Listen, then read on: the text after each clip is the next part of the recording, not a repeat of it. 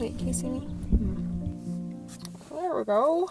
Listen, this might seem ridiculous and super overdramatic and over the top, but ever since I've seen a picture, multiple photos of the Eastern Sierra mountain range, and specifically Alabama Hills, I knew I had to go there one day. And I know in this community, Alabama Hills is super popular and like everyone wants to go there, so I know that makes me probably really basic, just a basic van life girl, whatever, and I totally get the sentiment that it's all about the journey, not the destination, but Alabama Hills has been a destination of mine for a long time, and I finally made it.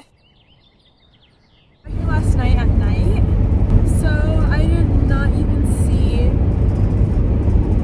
how insanely beautiful it is. I always record while I'm driving, but I know it's super loud, but it's just a good time to talk. I'm going back the way I came, actually, about 30 minutes because I need to dump my water, fill my water tanks, or maybe just one of them, honestly. And I'm gonna get some coffee. My coworker gave me a gift card, so I'm gonna use that. Okay, that's literally, I'm not gonna lie, that's the main reason I'm going back, because there's no Starbucks anywhere near here.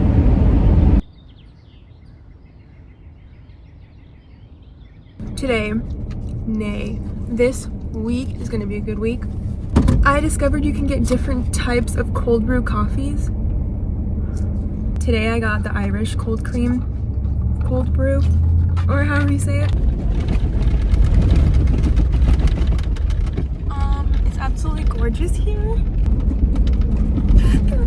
Guys. Okay. So I'm about to turn onto Movie Road, which I've seen so many photos of this road and this mountain range and Alabama Hills, and I'm about to turn onto it. You don't understand. Well, maybe you do. Seeing this on a screen for so long, and now it's real life. I've had Movie Road and Alabama Hills on my list for forever. So I was hanging around for a bit with Athena, and we were just exploring the area a little bit, and it's really such a grand experience to witness such beauty. It's honestly very magical to just be hugged by the Eastern Sierras. That's what it feels like. They're all around you, and they're so comforting. It did start picking up a little bit. It didn't help that it was a holiday weekend. Eventually, I didn't have the spot to myself anymore. I decided to leave to somewhere a bit more private.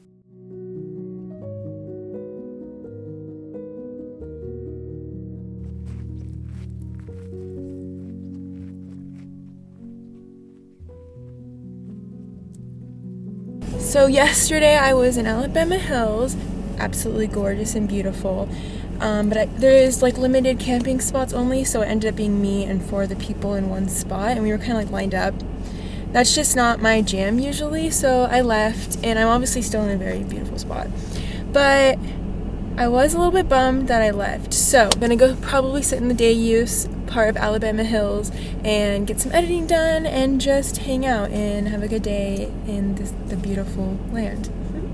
Okay, let's go. Currently back in Alabama Hills.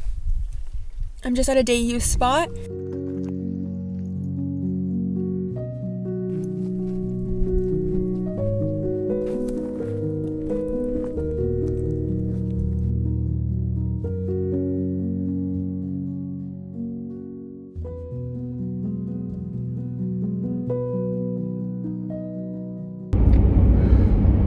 I'm currently trying not to freak out. It's just so busy, there's so many people. I just feel constantly